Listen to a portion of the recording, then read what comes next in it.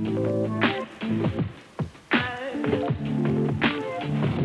this video, we're going to cover quite a few things that affect your pricing. So be sure to like this video, subscribe to the channel, and hit that notification button for more videos surrounding owning and running a creative business and visual storytelling. So let's jump into the all-important naming debate. Are you a content creator? Are you an artist? Why does it matter?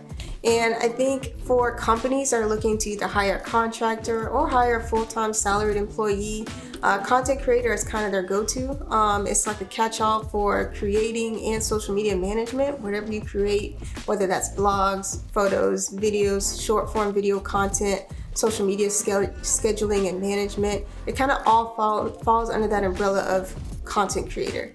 And while as a photographer, as a filmmaker, as a creator of all kinds, you are technically all of those things, it does take a little bit of the artistry away from it and kind of feels like devaluing your profession or your art. And I get that 1,000%. I totally get it. And I think what you have to remember is content creation, or being a content creator, is to make things that are art-based with the audience in mind. When it comes to naming and understanding who you are as an artist and then placing a value on that for the client and pricing your services, that really goes into brand integrity. I think people understand very much what they're getting when they book with Matt Porteus, who is like the UK royal photographer. They know exactly what they're going to be getting and the type of experience and product that they can expect from him upon final delivery. And same goes for you too. If you're watching this and you're wondering, okay, well, how can I grow a brand, whether that's a personal brand, a business brand, whatever, that has the same weight as someone who has a big name has? And that's a part of it, is being confident in that naming and that service that you provide to your client. And again, that does have to do with price, because it's like, okay, why, if I feel like I'm giving you a very high quality product, very high quality service, I'm communicating effectively, I'm going above and beyond to exceed your expectations, why would I price that low? And why would I accept someone trying to lowball me? So how you name yourself really does inspire confidence in you and from your client. When they understand who you are and what you offer, they understand why you're pricing yourself at the way that you are. I think it's probably very strange when people see visual storyteller on my email signature or on my website, but I think that was an important distinction for me to make, because though I do photography and filmmaking, one, I just got tired of saying all that. First and foremost, I was just over it. And two, because I really do want to focus on more documentary style films, videos, photo series for nonprofits, small businesses, individuals. And so I want them to know what they're getting when they come to me. Yes, I am a full service kind of photo and video production person. And that was the title that I really wanted to create for myself. Not just create, I mean, I'm sure there's other storytellers out there in other ways, writers, authors, poets, but a visual storyteller that really combines those elements of creating a story and combining that with a campaign that reaches people and engages people and brings your audience into what you're doing as an organization. And that goes for anybody watching this. If you're a photographer, own that you're a photographer. If you're an editorial photographer, own that you're an editorial photographer. So it's somewhat about niche, but it's also about how you're communicating who you are and what you do and the value, profit that you bring to your client. As an artist, you're creating for you. It's very personal, it's very vulnerable. It's very much different than putting something out there with specifically like, how do I add value? What are the people that would be benefiting from this service or from this post be getting from it?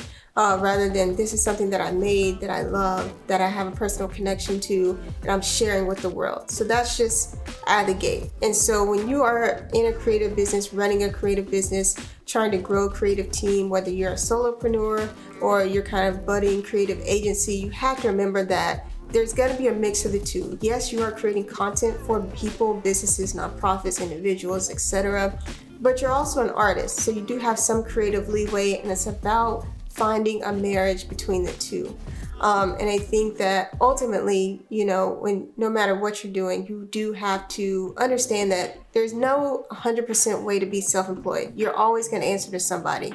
When they're paying you, you are not necessarily at their mercy, but you are beholden to them. You're responsible to them. You're responsible to deliver a product that they will love, whatever that means between you and the client that you have identified. So please keep that in mind throughout the entirety of this video. That doesn't mean to cheapen your services if you do brand yourself as a content creator, but it is to keep in mind that as a creative, you do have a responsibility to the people that you work with. And with that being said, it's important that you attract the right type of clients that understand the value of the service or the product that you are giving them.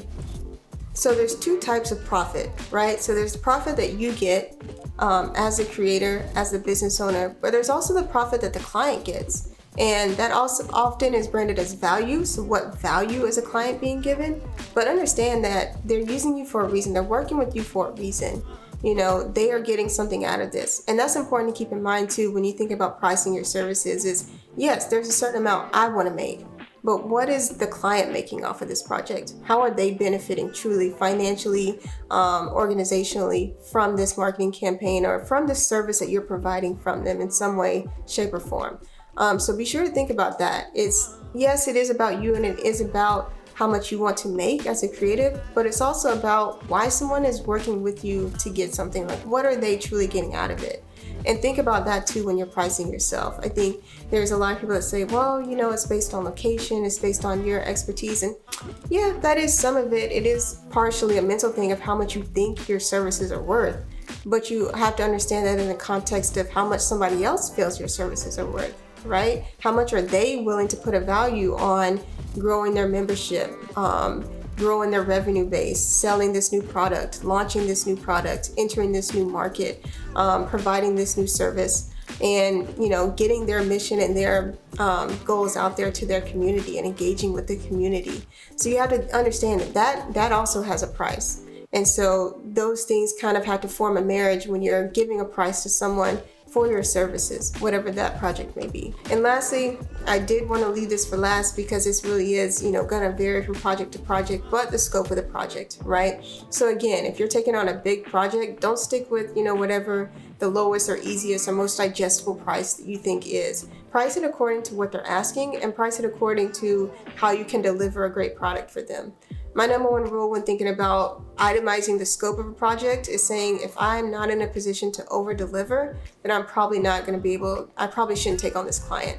I don't care what the price is, I don't care what the project is. If it's at a point where I don't feel like I can over deliver and really create the experience that I want them to have with me, then I'm not going to take it on.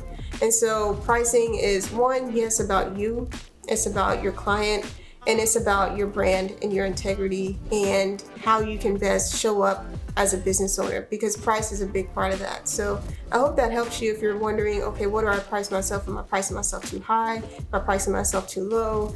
Am I pricing myself out of projects altogether because I'm just not confident in the delivery and the service that I can give people? Thank you guys so much for watching. I hope it helps. That's it for me, and I'll see you guys in the next one.